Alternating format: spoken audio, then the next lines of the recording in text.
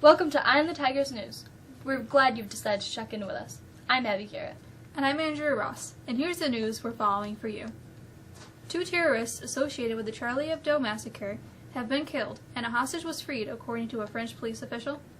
A second hostage situation ended when police stormed a kosher grocery store where a lone gunman had taken hostages. Early reports said that at least 3 hostages were killed. Explosions and gunfire were heard at the scene.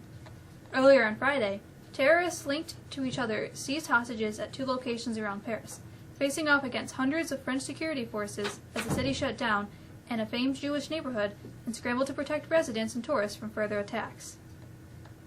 France has been high alert for more attacks since the country's worst terror attack in decades.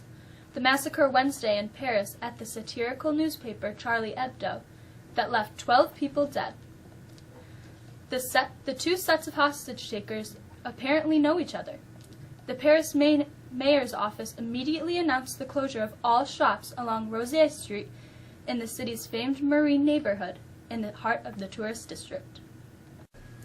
The U.S. government was not responsible for sustained electronic attacks that crippled North Korea's internet infrastructure last month, just after President Barack Obama promised that his administration would respond to the hacker break-ins at Sony Pictures Entertainment Incorporated, 2 senior U.S. officials told the Associated Press.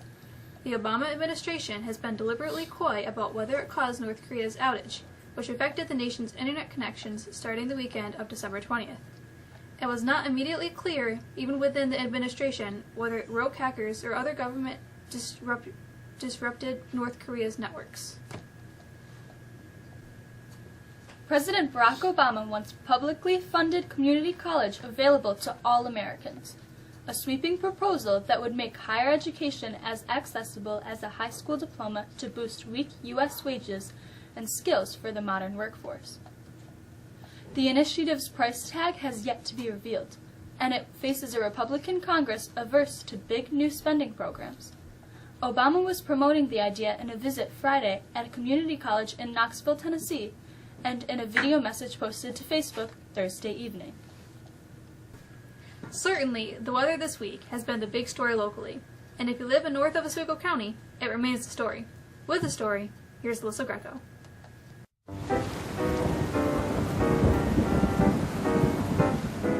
2 snow days and 2 late starts due to more than 2 feet of snow this week may finally give way to some semblance of calmer weather, at least for Mexico, while there is a winter storm warning for Oswego County until Saturday afternoon. It looks like the bulk of the snow, some 4 feet of it, will be confined to the most northern parts of the county and most of Jefferson County. Snow totals there could reach 5 feet in parts of the Tug Hill. Temperatures will also be the story as we move into Saturday. Cold temperatures in the teens for Saturday. On Sunday and Monday, temps will moderate and reach the low 30s before the real cold air comes in for Tuesday. Let's bring in Kennedy Lamb for a quick look at sports.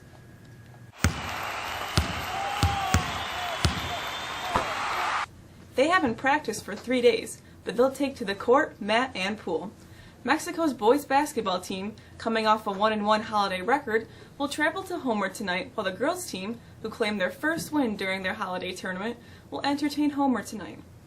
The boys swim team will head to New Hartford, and the wrestling team heads to Cazenovia on Saturday. Finally, the boys and girls indoor track teams will compete in the Southern Invitational on Saturday. The NFL playoffs continue on Saturday with the Patriots hosting the Ravens and the Panthers headed to the Seahawks. On Sunday, the Cowboys will look to upset the Packers and the Broncos host the Colts. And finally, the NCAA will crown a national championship when the Oregon Ducks take on Ohio State for the football championship.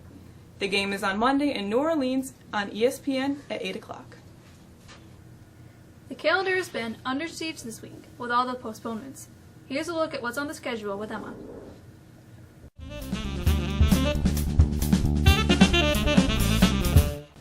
Hopefully everyone had their calendar written in pencil.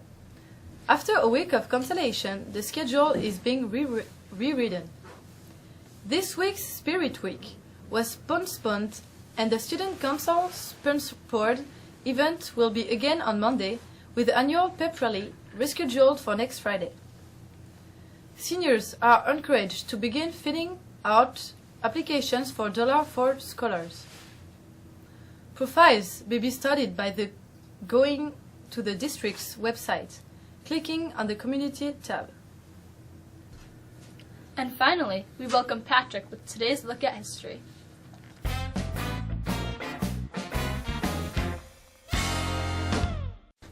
On this day in history, in 1788, Connecticut became the 5th state to ratify the U.S. Constitution. In 1861, Mississippi seceded from the Union. In 1968, the Surveyor 7 space probe made a soft landing on the moon. It was the last of America's unmanned explorations of the lunar surface. In 2001, Apple Computer Incorporated introduced its iTunes music management software at the Macworld Expo in San Francisco.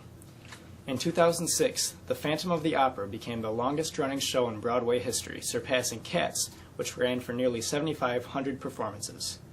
And in 2007, the iPhone was unveiled. That's all for us. We're expecting to be back next Tuesday. As always, thanks for being with us. For Abby Garrett and the staff of Eye on the Tigers News, I'm Andrea Ross. Have a great day.